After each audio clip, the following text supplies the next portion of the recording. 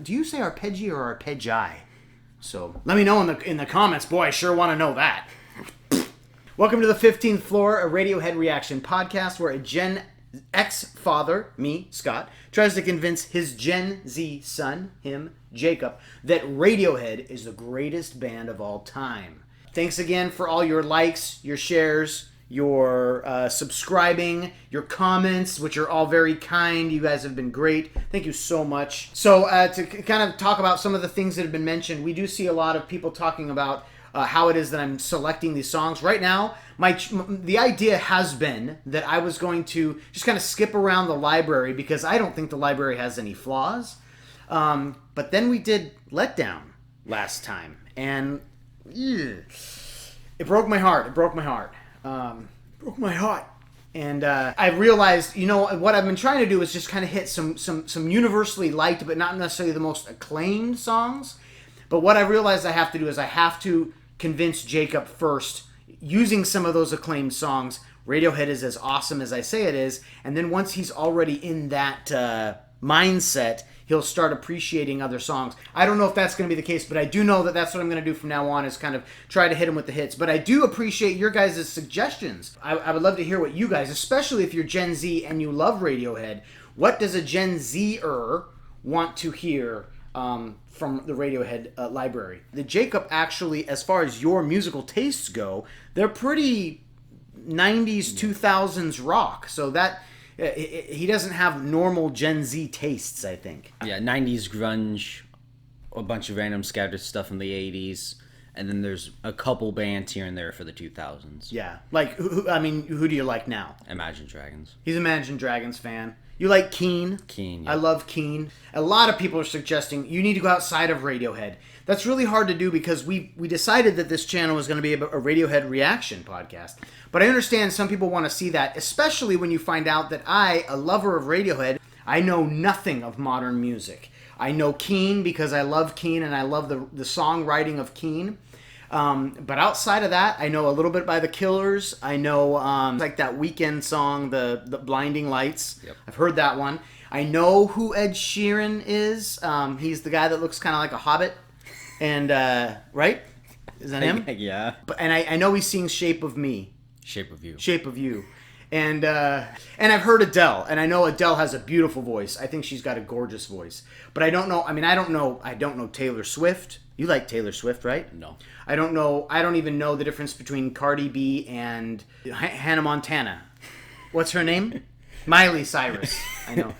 And I know a couple of those songs, if they're referenced in pop culture, like that, there's a Miley Cyrus song on The Office, and I know The Office back and forth. Aren't they singing There's a Party in the USA? Oh, yeah. Dunder Mifflin's now a part of Sabre. That's how I know Miley Cyrus. If we're gonna do that, if I'm gonna react to modern music, I can certainly react to Imagine Dragons. I don't know much of that stuff. I know Radioactive. Yep, I know that song. That's a song, yep. But we're going to need some of your suggestions if that's going to happen, because I don't know modern music at all. And if we can get up to a certain point that we've got a nice big audience and that demand goes up, then absolutely we can branch out a little bit. So we're going to switch gears, actually, for this episode, because I originally had planned for this episode Jigsaw Falling into Place. And I did that because I wanted to pick a song from In Rainbows that wasn't the most popular one, but was still really solid. But now, after Letdown, I realized, oh no, I'm just going to have to beat him over the head with great Radiohead. With that in mind, this episode, we are doing Weird Fish's Arpeggi from 2007's In Rainbows. So we're going to hit you with a hit. But this one sticks out because the lyrics are so detailed, and the music matching with the lyrics is so imagery heavy. It's awesome. And really, all of In Rainbows is that way.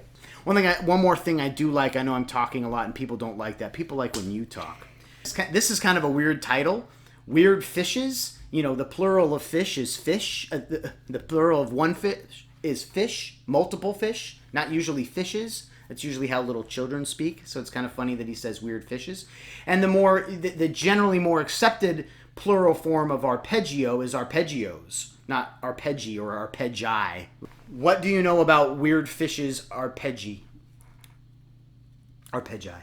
Nothing. Absolutely nothing. I figured that's what you'd say. But you did once say that you like a good beat and you like a good guitar, so I think this should be fine. Okay.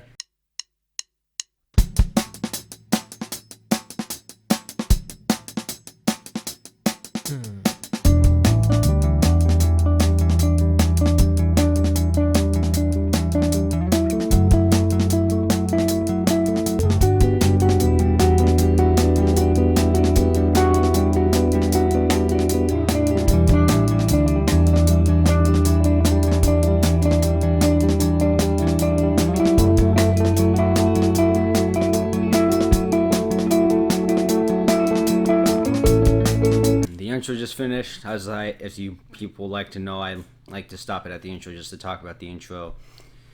It was like high and dry. It's simple. It sounded really simple with the arpeggi. The arpeggios. Simple, yeah, simple. It's smooth. The drums had a nice beat to it. Arpeggio came up with Let Down, and just so you know, musically speaking, an arpeggio is playing the notes that make up a chord one at a time, oftentimes in succession within the chord.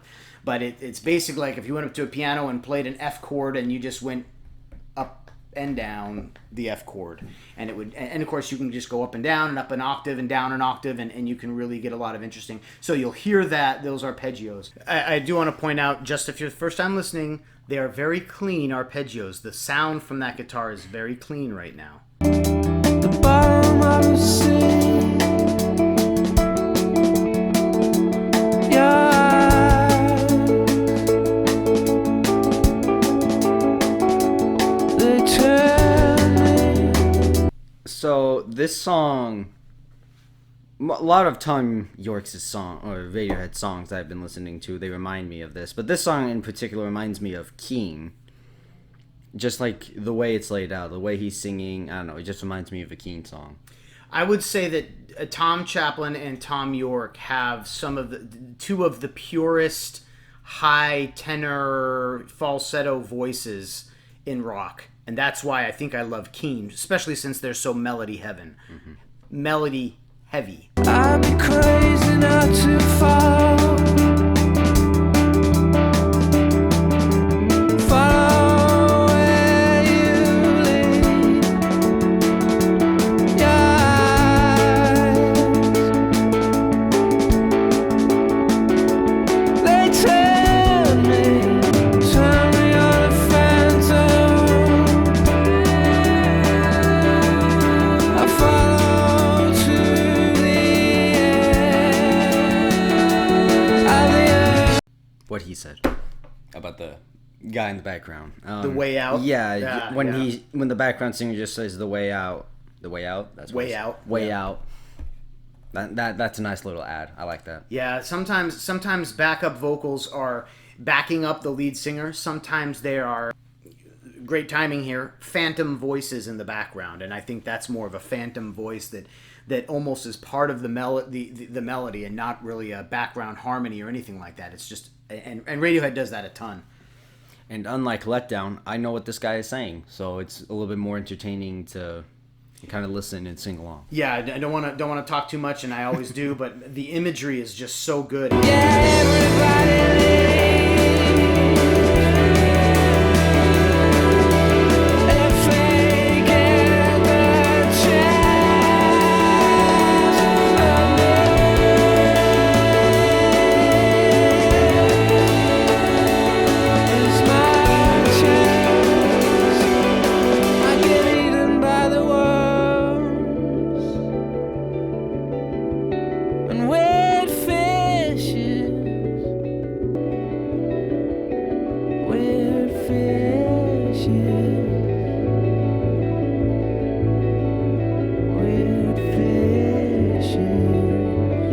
Usually when a song does its singing and then they go into like this little verse where they kind of drop back the beat and drop back the rhythm, make everything more quiet, that usually like, I don't like it because I want an upbeat song, but I think they did.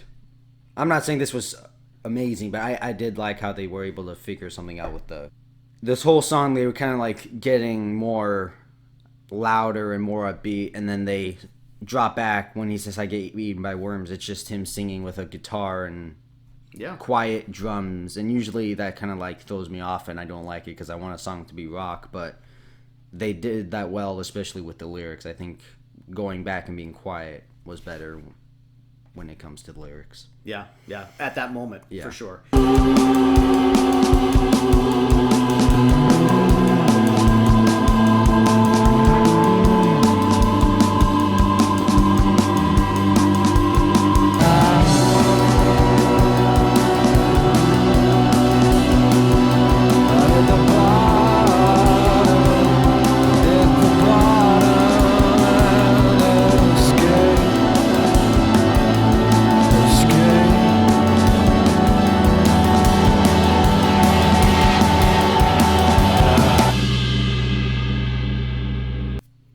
What do you think? Yes. Yeah, I like this like High and Dry. It was not as good as High and Dry, but it was again simple, but it was able to still sound good, and I like that. Yeah, this whole album, and you know, there isn't. I mean, yes, this song crescendos. It gets heavier, it gets louder, but it doesn't have a big aha moment the way that Letdown does. But it's great on first listen, and its place in the album, as all songs on In Rainbows, really fits. And when it comes, you're just ready for it every time. It's great. I know my adjectives are a little off tonight. It's great. It's good. What I've always loved about this song is it starts off with In the Deepest Ocean, the bottom of the sea. And and that's when the arpeggios are the cleanest. You hear the arpeggio in the beginning, and that is clean guitar. And as he sinks further and further, it gets more and more muffled, as if the water. You know how sound sounds, how noises sound underwater. That you know, he's getting that deeper and deeper. It gets more muddled and muddled until finally there's this sweet release where he gets eaten by the worms and the weird fishes, and then he hits the bottom and escapes. It's hard to determine if this is a loss of hope song or a moving on to a better sphere song, you know? A renaissance Yeah, yeah. One of my favorite lines are everybody leaves if they get the chance, and this is my chance. Like that I think that's a gorgeous line. You know, what does this mean? Is this about Tom York's struggles with relationships with people or expectations on him? And like a lot of In Rainbow's lyrics, they're just a little more oblique. You know, they're just not as direct. People have their interpretations, and I think that's the way that Radiohead likes it. So, scale. But I think I'll give it a 6. A 6? Yep. A 6 is I'll add it to the playlist, but it's going to be really on rare occasions where I would listen to it. Maybe like on a long car ride. Yeah, oh yeah, that's great. In Rainbows is great road trip music. And it does come up, and you can play it as a single and you can still enjoy it, but man, that beginning to end experience is so much more powerful than a single moment in that experience. And I'm glad you see that here on this song, because otherwise it could be, oh, it gets kind of repetitive. Yeah, it does, because it's finding its place on an entire album, and it's a good album and a great place. Yep. They released this album, and it was pay what you want. So if you wanted to buy this album, you could digitally download it and pay whatever you wanted to pay. That was kind of controversial at the time, but it was really Radiohead's way of kind of responding to the whole Napster thing, where you could download music for free. I've got lots of CDs with Napster songs downloaded. But that was how we did it. That was how we did it in the early 2000s. And this was a way that people could share music, and it wasn't very popular in the industry, but it was popular with fans. We loved it. This album is really one of their most complete, perfect albums. And if you really want to get into Radiohead, you start at the beginning and you just plow through this album. And it's an amazing album. Johnny Greenwood mentions that this album was the first time he started thinking of orchestration first, and then building music around it, rather than having the music presented by the 5-piece band and then building orchestration around that. And that's a unique way of thinking. This song isn't heavy on the orchestration, so it doesn't really display that very much, but there's a lot of exciting things in Weird Fish's Arpeggi. Imagery, artists' imagery, and they are artists, my children. My daughter has a picture. She felt like he was separated from a woman, and there was some line between them, and that's what you see here, like a barrier between a man and a woman. And I said, well, what's that barrier? And I thought she was going to say, I don't know, communication, or of course she wasn't going to say that, but she said, I don't know, he wants to go fishing. So it wasn't quite as deep as I was hoping, but it's exactly what she wanted it to be, and that was the most important thing. The little man, I don't know where he gets his ideas, or his drawings for that matter. As you can see, that's a horse. I don't know where he got a horse, but he does have a fish that looks like a flying fish. And then on the far right, at the end of the word fish, is a carrot. And he could not explain carrot, and that's what I love. You know, I think if you ask Salvador Dali, hey, tell me a little bit more about why, you know, these images are so distorted and so out of place, he would say, it's for you to interpret and try to read my mind. And that's what he would say. I'm pretty sure that's what the 6-year-old was thinking. That's what he was thinking. Is like he put a carrot. He said, Dad, that's a carrot. And I said, what's the carrot for? And he said, if you don't get it, you don't get it. One day you'll be at my level is kind of what he was thinking, I think. Yep. Actually, he just said he wanted to go play basketball. So that's what he did instead. If you know my kids and you happen to see them, just tell them you love their artwork. Every time I say, hey, I need you to draw another picture for me, my daughter's very excited. Yep. She wants to do it, and my son kind of rolls his eyes, and I tell him, you don't have to do it. But he sits through the song, and he listens to it, and he always wants to know what it's called. And as always, thank you so much for all the likes. Thank you so much for the subscribes and the comments. Your comments are great. Thank you for being so supportive. You guys are great. Share it with more people. Yep. That's all we can say. A lot of people say, hey, you know, your channel would be more successful if you did this, that, or the other. This isn't a monetized channel. Success is just talking to a few people. I think that's great. Of course, we want more eyes on it, but you know, I love doing this. It's a lot of fun. I love doing it with you, son. Thank you. Yeah, and I'm sure he tells all his friends, you know, I love doing this with my dad. Yep. No, I don't know if it goes down that way. Continue to love one another. Continue to listen to music together. And this is The 15th Floor. Tries to convince his tries to convince his Gen Z son, him, Jacob, that Radiohead? Yeah. You suck at this. Yeah. He seems bad at this. He seems bad at this.